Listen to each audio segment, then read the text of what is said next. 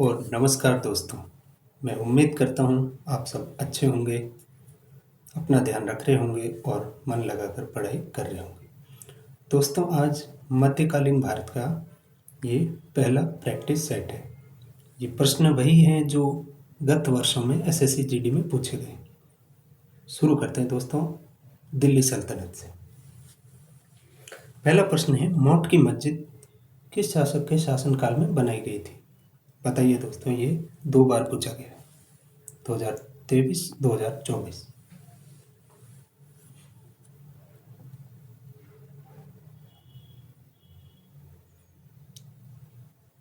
दोस्तों, मोट की मस्जिद का निर्माण सिकंदर लोदी के शासनकाल में करवाया गया था। इसका निर्माण उनके वजीर मियाँ भोइया ने करवाया था। जी हाँ दोस्तों, बढ़ते हैं अगले प्रश्न की तरफ। अगला प्रश्न है, गयासुद्दीन बलबन ने निम्नलिखित में से किस काल में भारत में शासन किया था? बताइए दोस्तों।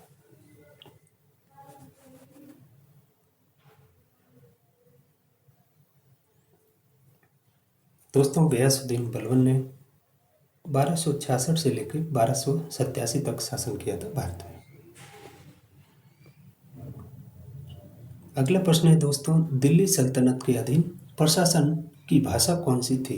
बताइए। तुर्की, फारसी, संस्कृत या उर्दू? ये प्रश्न दोस्तों 2 बार रिपीट हो चुका है। काफ़ी इम्पोर्टेंट प्रश्न है 2021 और 2024 में।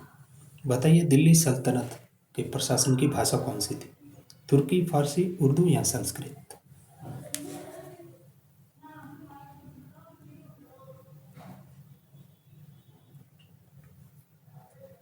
इसका सही उत्तर होगा दोस्तों फारसी। जी हाँ, ना कि तुर्की, ना कि उर्दू। संस्कृत का तो सवाल ही नहीं होता। दिल्ली सल्तनत की राज्य भाषा, जो प्रशासन की भाषा थी, वो फारसी थी। बढ़ते हैं अगले प्रश्न की तरफ। अगला प्रश्न है, अलाउद्दीन खिलजी द्वारा लगाया गया खराज कर किसान की उपज का कितने प्रतिशत हिस्से के बराबर होता था? अलाउद्दीन खिलजी ने दोस्तों 2 टैक्स लगाए थे, खराज और खम्स। तो बताइए, खराज में कितना प्रतिशत हिस्सा लिया जाता था?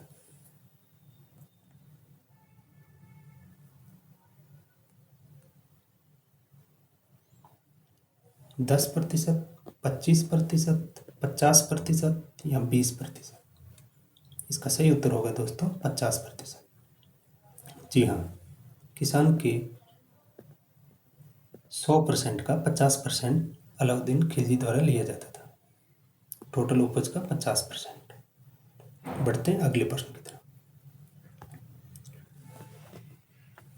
निम्नलिखित में से कौन अलाउद्दीन खिलजी के दरबारी कवि थे जिन्होंने प्रसिद्ध कविता हस्त बहिश्त लिखी थी? बताइए।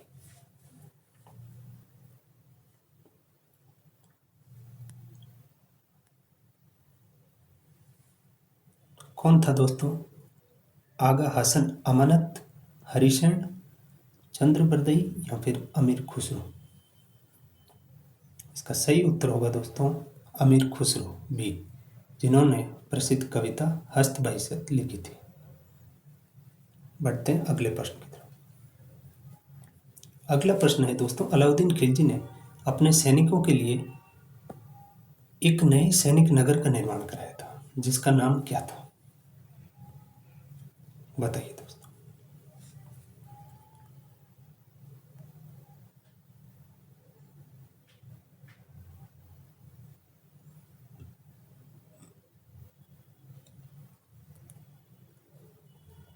दोस्तों, अलाउद्दीन खिलजी ने सैनिकों के ट्रेनिंग के लिए एक किला बनाया था दिल्ली में, जिसका नाम था सीरी का दुर्ग।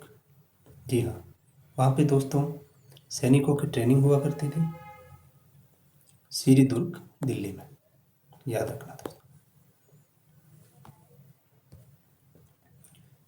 अगला प्रश्न है, निम्नलिखित में से कौन सा स्मारक खिलजी राजवंश द्वारा बनाया गया था? बड़ा गुंबद, अलाई दरवाजा, सफरगंज का मकबरा या शीश गुंबद? बताइए दोस्तों।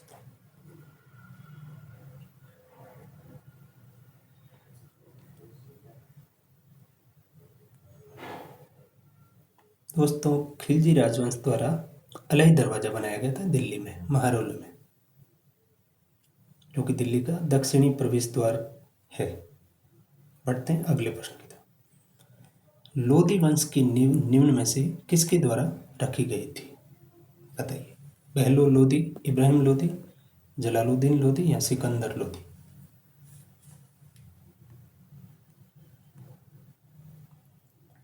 दोस्तों, लोधी वंश की नींव बहलोल लोधी ने रखी थी। बढ़ते हैं अगले प्रश्न की तरफ। दिल्ली सल्तनत के दौरान निम्न में से किस प्रकार का कर एकत्र किया जाता था? बताइए दोस्तों, ये प्रश्न अभी अभी हमने सॉल्व किया। कौन सा कर था दोस्तों? रैयतवाड़ी, आयकर, महालवाड़ी या खराज? जी हाँ दोस्तों, इसका सही उत्तर है खराज। अलाउद्दीन खिलजी ने लगाए थे खम्स और खराज, 2 टैक्स लगाए थे। अगला प्रश्न है दोस्तों, दिल्ली में जमात खाना मस्जिद का निर्माण किसके द्वारा करवाया गया था? जलालुद्दीन फिरोज खिलजी, अलाउद्दीन खिलजी, खिज्र खां या कुवत अल दीन मुबारक शाह? बताइए।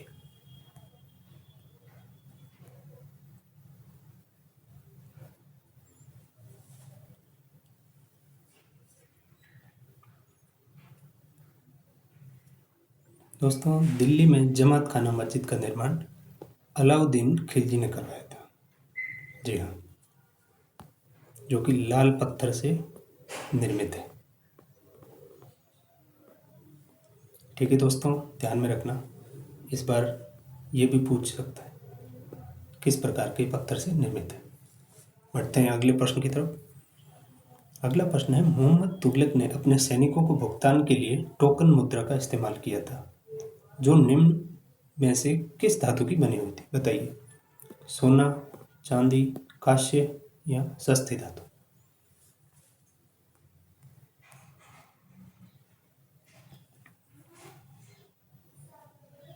दोस्तों, मोहम्मद तुगलक की ये मुद्रा सस्ती धातु की बनी हुई होती थी, ना सोने की थी, ना ही कांस्य की थी, ना ही चांदी की थी।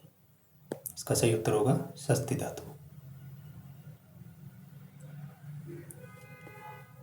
अगला प्रश्न है, कुतुब मीनार के 5वें तल का निर्माण निम्न में से किसके शासनकाल के दौरान किया गया था?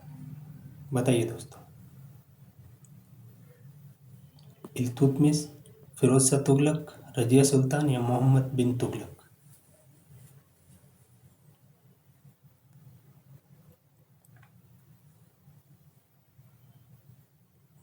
दोस्तों, कुतुब मीनार का निर्माण कार्य कुतुबुद्दीन ऐबक ने शुरू करवाया था, जिसने केवल बेसमेंट बनवाया था। उसके बाद में इल्तुतमिश ने इसके ऊपर 3 इमारतें बनवाई थी। उसके बाद फिरोज शाह तुगलक के समय में आकाशीय बिजली गिरने के कारण सबसे ऊपर वाली नष्ट हो गई थी। उसके बाद में इसके ऊपर 2 मंजिल और बनाई थी फिरोज शाह तुगलक ने। जी हाँ, जो कि ईंटों के द्वारा निर्मित विश्व की सबसे ऊंची इमारत है कुतुब मीनार। तो इसका सही उत्तर होगा दोस्तों फिरोज शाह तुगलक। 5 मंजिला मीनार है ये और पूरी की पूरी ईंटों से निर्मित है। बढ़ते हैं अगले प्रश्न की तरफ। अगला प्रश्न है, निम्नलिखित में से कौन सा कथन गलत है? कुतुबुद्दीन ऐबक ने दिल्ली पर 1206 से 1210 तक शासन किया। दिल्ली सुल्तानों के समय अरबी प्रशासनिक कामकाज की भाषा थी। दिल्ली पहले तोमर राजपूतों के अधीन राज्य की राजधानी बनी। दिल्ली में ढाले गए सिक्कों को देहलीवाल कहा जाता था। बताइए, इसमें से गलत कौन सा है?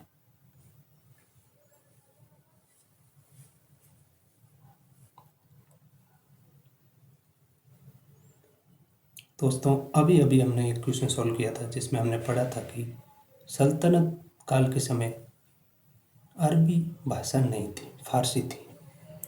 ये स्टेटमेंट गलत हो गया, फारसी भाषा थी। ठीक है दोस्तों, बाकी सल्तनत काल से पहले तोमर राजपूतों के अधीन थी दिल्ली, बिल्कुल सही है। पृथ्वीराज चौहान और उनके समकक्ष थे तोमर राजपूत, जो दिल्ली पर शासन करते थे। और दिल्ली में ढाले गए सिक्के देहलीवाल कहा जाता है, ये भी सही है। कुतुबुद्दीन ऐबक ने 1206 में शासन किया, बिल्कुल सही है। तो इसका सही उत्तर होगा बी। अरबी नहीं थी दोस्तों, फारसी थी। बढ़ते हैं अगले प्रश्न की तरफ।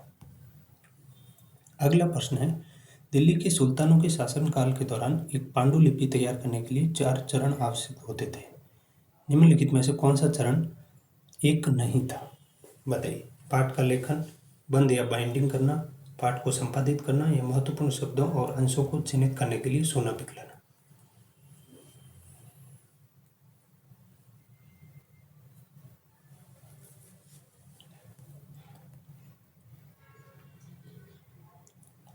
दोस्तों, पाठ का लेखन होता था, उस वक्त बंद या बाइंडिंग भी होती थी, और महत्वपूर्ण शब्दों और अंशों को चिन्हित करने के लिए सोना भी पिघलाया जाता था।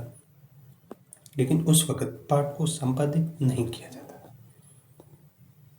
तो यही पूछा है कौन सा नहीं था, तो इसका सही उत्तर हो जाएगा सी। बढ़ते हैं अगले प्रश्न की तरफ। अगला प्रश्न है, कुव्वत उल इस्लाम मस्जिद कहाँ स्थित है? दोस्तों, कुव्वत उल इस्लाम मस्जिद नई दिल्ली में स्थित है। जी हाँ।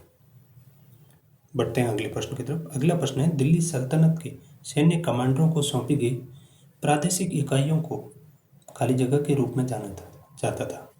इक्ता, खराज, उसर या हुंडी? क्या होगा इसका सही उत्तर?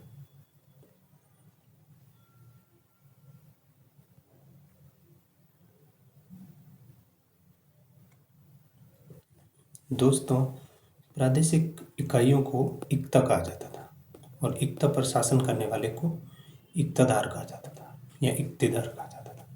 ठीक है दोस्तों, इसका सही उत्तर होगा ए, इक्ता। अगला प्रश्न है, निम्न में से किस शासक ने 2.5 दिन का झोंपड़ा नामक मस्जिद का निर्माण करवाया था? जो कि दोस्तों राजस्थान के अजमेर में स्थित है। 2.5 दिन का झोंपड़ा। 2.5 दिन का झोंपड़ा दोस्तों कुतुबुद्दीन ऐबक ने करवाया था 1192 में। इससे पहले इस जगह पर एक संस्कृत पाठशाला थी, सरस्वती कंठाभरण नाम से एक संस्कृत पाठशाला थी, जिसको तोड़कर 2.5 दिन का झोंपड़ा बनाया गया। अगला प्रश्न है, रजिया सुल्तान के पिताजी कौन थे? बताइए। ये प्रश्न 2 बार पूछा गया है, 2019, 2021।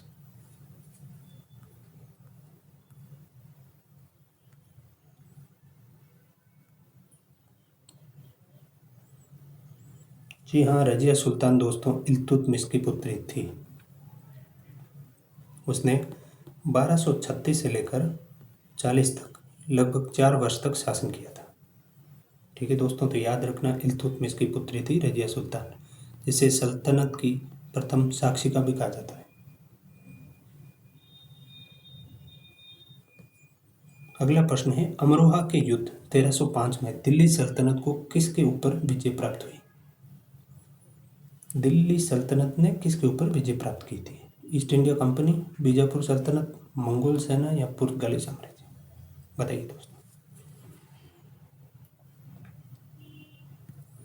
दोस्तों 1305 में ईस्ट इंडिया कंपनी नहीं थी, पुर्तगाली साम्राज्य भी नहीं था।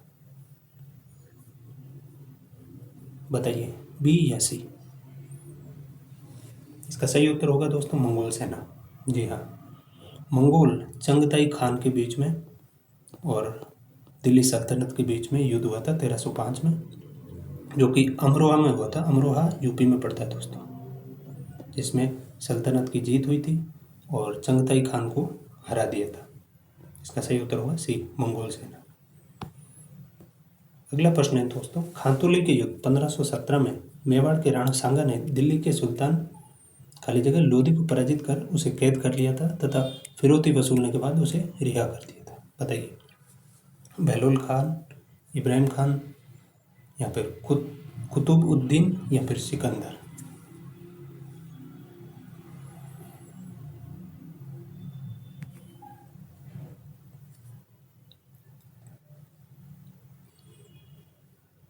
दोस्तों लोधी पराजित किया था उनका नाम था इब्राहिम लोदी। 1317 में खानतोली का युद्ध हुआ था दोस्तों। राणा सांगा ने इब्राहिम लोदी को कैद करके उस पर टैक्स वसूल किया, उसके बाद उसे छोड़ दिया। बढ़ते हैं अगले प्रश्न की तरफ। अगला प्रश्न है, निम्नलिखित में से किसने अपनी अदालत या दरबार में सिजदा और पेबोस की प्रथा शुरू की थी? बताइए।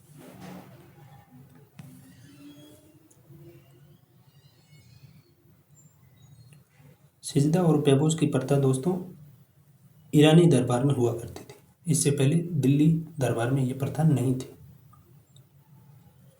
इस प्रथा को दोस्तों गयासुद्दीन बलबन ने शुरू किया था।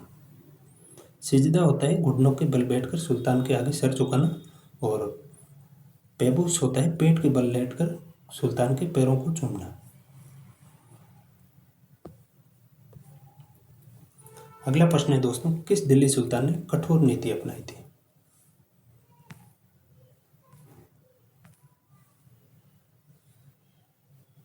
जैसे लौह रक्त की नीति भी कहते हैं दोस्तों। इसका सही उत्तर होगा बलबन। जी हाँ दोस्तों, बलबन ने लौह रक्त की नीति अपनाई थी। ये प्रश्न काफ़ी इंपॉर्टेंट है, ये 2015 में पूछा गया था, फिर से रिपीट हो सकता है इस पर। अगला प्रश्न है दोस्तों, सूफी उस्ताद अपनी सभाओं को अपनी खानगाहों में आयोजित करते थे, जिन्हें कहा जाता था, क्या कहा जाता था दोस्तों? दरगाह, स्तूप, धर्मशाला या धर्मस्थल? ये प्रश्न 3 बार आ चुका है, 2019, 21 और 24।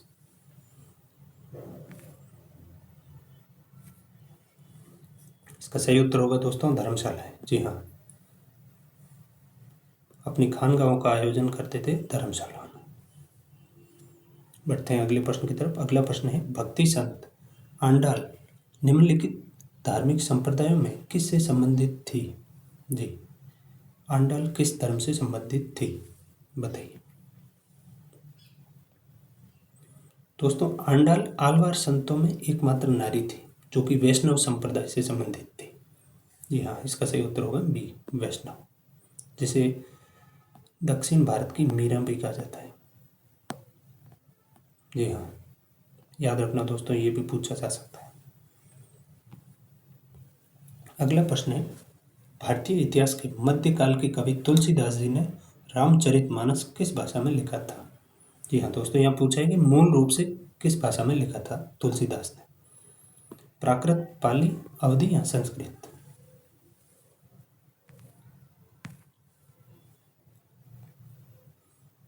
तो दोस्तों 16वीं शताब्दी में तुलसीदास जी ने रामचरितमानस को अवधी भाषा में लिखा था, ना कि संस्कृत। जी हाँ, ये प्रश्न याद रखने योग्य है, पूछा जा सकता है। अवधी भाषा में लिखा था। अगला प्रश्न है, निम्नलिखित में से किस भारतीय शहर का संबंध संगम साहित्य से है? बताइए।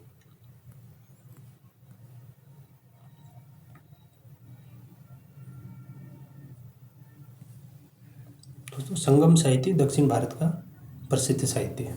दक्षिण भारत में दोस्तों उज्जैन नहीं आता है, बोध गया भी नहीं आता है, सारनाथ भी नहीं आता है, एक ही ऑप्शन बचा मदुरई। तो इसका सही उत्तर होगा मदुरई।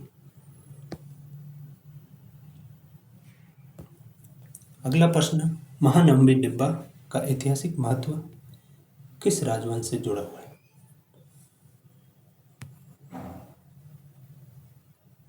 दोस्तों महानंबी डिब्बा एक पत्थर का मंच है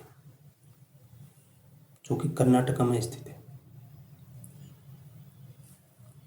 जो कि विजयनगर साम्राज्य से संबंधित है। तो इसका सही उत्तर होगा डी, विजयनगर साम्राज्य।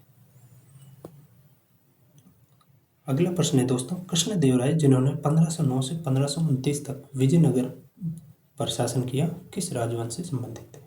दोस्तों ये अपने राजवंश के सबसे प्रतापी राजा माने जाते हैं। तो बताइए, तुलु राजवंश, सलू राजवंश, अराविंदु राजवंश या संगम राजवंश?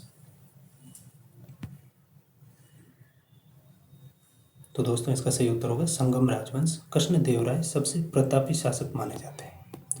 दोस्तों संगम राजवंश की स्थापना हरिहर और बुक्का ने की थी, आपको पता होगा। तो उनके सबसे प्रतापी शासक थे कृष्णदेवराय। बढ़ते हैं अगले प्रश्न पर। तो निम्न में से कौन सा शहर विजयनगर के मध्यकालीन हिंदू राज्य से संबंधित अपने खंडरों के लिए प्रसिद्ध है और इसे विश्व विरासत स्थल घोषित किया गया है? बताइए दोस्तों। दांडेली, चिकमंगलूर, हम्पी या मंडिकेरी?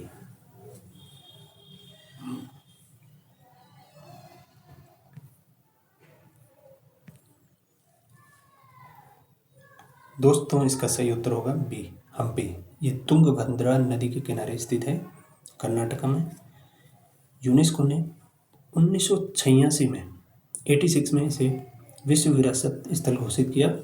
ये विश्व का सबसे बड़ा ओपन एयर संग्रहालय, यानी खुला हुआ जिस पर छत ना हो, ओपन एयर। जी हाँ, तो इसका सही उत्तर होगा हम्पी। काफ़ी महत्वपूर्ण है ये सवाल दोस्तों, याद रखना। अगला प्रश्न है, दक्षिण भारतीय वंश विजयनगर साम्राज्य किस राजा द्वारा स्थापित किया गया था? जी हाँ दोस्तों, ये पूछ लिया विजयनगर साम्राज्य की स्थापना किसने की थी। अभी बताया मैंने दोस्तों, हरियर और बुक्का ने। हरियर और बुक्का दोनों सगे भाई थे। उनके पिताजी का नाम था संगम, इसलिए उन्होंने अपने राजवंश का नाम रखा संगम। और इन्होंने 1336 में ये साम्राज्य की शुरुआत की थी। और इसके सबसे महानतम शासक कृष्णदेव राय थे। उनके काल में पुर्तगाली यात्री बारबोसा और डोमिंगो पायस आए थे, जिन्होंने विजयनगर की यात्रा की थी। पुर्तगाली यात्री बारबोसा और डोमिंगो पायस। ठीक है दोस्तों, आज की क्लास यहीं समाप्त होती है। अगर अच्छी लगी हो तो लाइक कीजिए, शेयर कीजिए और चैनल को सब्सक्राइब कीजिए। मिलते हैं अगली क्लास में, तब तक के लिए जय हिंद, नमस्कार।